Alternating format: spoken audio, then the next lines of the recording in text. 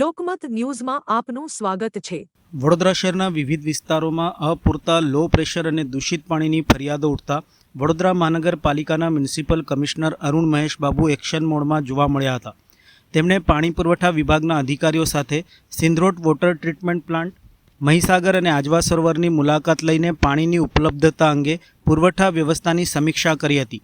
Municipal કમિશનરે જણાવ્યું હતું કે હાલ શહેરમાં આગામી 20 દિવસ પૂરતો પાણીનો જથ્થો ઉપલબ્ધ છે।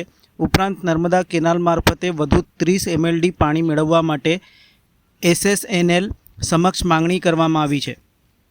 પૂર્વ અને દક્ષિણ ઝોનમાં પાણીની સમસ્યા દૂર કરવા માટે વધુ 125 MLD પાણી પહોંચાડવાની કામગીરી ઝડપી બનાવવાની સૂચના પણ આપવામાં આવી છે। સિંધરોડ વોટર ટ્રીટમેન્ટ પ્લાન્ટ ઉપર થયેલા સરપ્રાઇઝ ચેકિંગ દરમિયાન મ્યુનિસિપલ કમિશનરે પાણીના લેબોરેટરી ટેસ્ટિંગ રિપોર્ટ, ફિલ્ટરેશન પ્રક્રિયા અને સપ્લાય સિસ્ટમનું નિરીક્ષણ કર્યું હતું।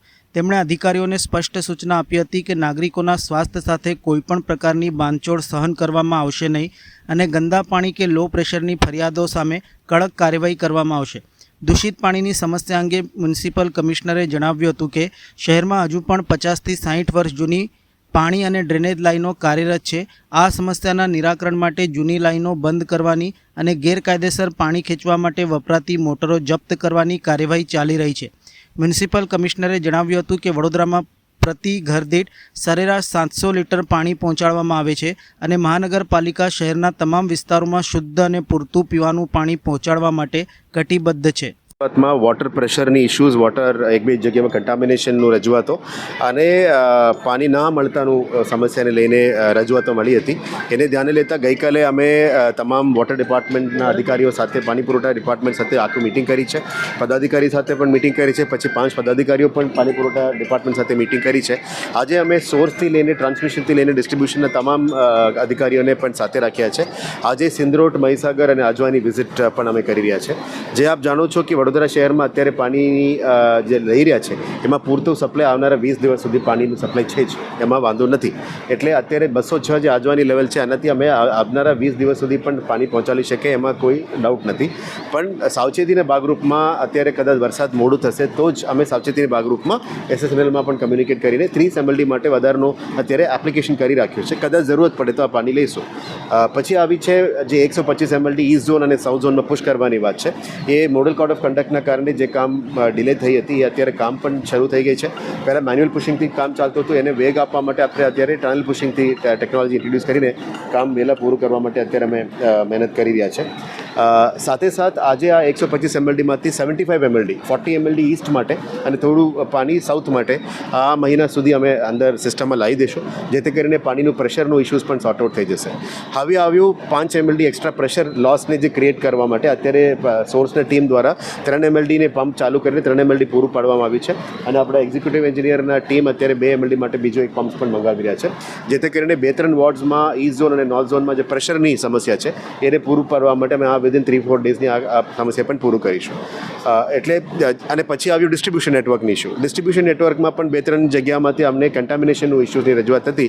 આ શેના માટે કન્ટામિનેશન થઈ રહ્યા છે? કારણ કે 50 થી 60 વર્ષ જૂના ડિસ્ટ્રીબ્યુશન નેટવર્ક છે સિટીમાં, એમાં જૂના લાઇન્સ જે ડિસ્કનેક્ટ ના કરેલા હોય એનાથી જે રસ્ટ પાછા આવતું હશે, અથવા કોઈ જગ્યામાં જૂના લાઇન્સ, ડ્રેનેજ લાઇન્સ અને વોટર લાઇન્સની બાજુ જતા હોય, APSના પમ્પિંગના કારણે ડ્રો કરતા હોય તો લાઇન બેક મારીને આ પાણી અંદર ઘૂસી જતા હશે।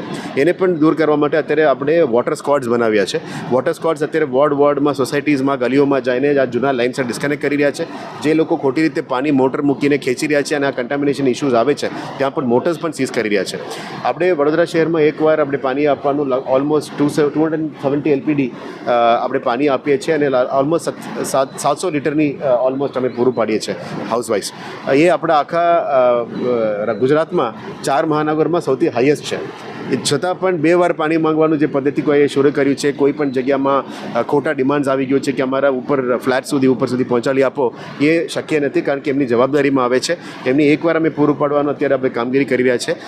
થોડું ઘણું આર્ટિફિશિયલ પણ અત્યારે ડિમાન્ડ ક્રિએટ કરવામાં આવી રહ્યા છે, એને બંધ કરવા માંગીએ છીએ અને અમે તમામ પદાધિકારીઓને વિશ્વાસમાં લઈને એમની વિસ્તારમાં પણ અમારી ટીમ અત્યારે વિઝિટમાં છે।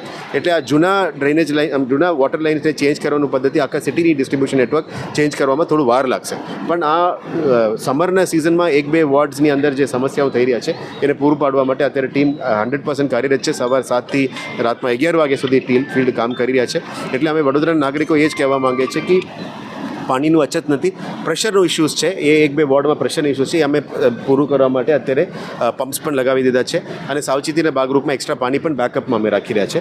આજે સોર્સની વિઝિટ પછી અમે ટ્રાન્સમિશનનું વિઝિટ કરવાના છે અને ડિસ્ટ્રીબ્યુશન નેટવર્ક પરનું વિઝિટ કરવાના છે.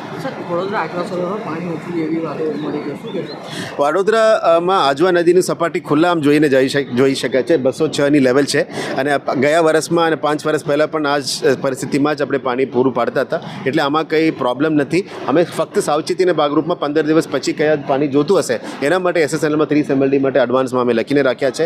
આ જે લેવલની પાણી છે અને આપણા તમામ મહીસાગર, મીન નદી, સિંદરોટ બધા સોર્સમાંથી અત્યાર સુધી આવનારા 20 દિવસ સુધી કંઈ પાણીનું કંઈ ઇસ્યુઝ નથી અને ચોમાસા સુધી અમે ચલાવી શકીએ છીએ. Thank you.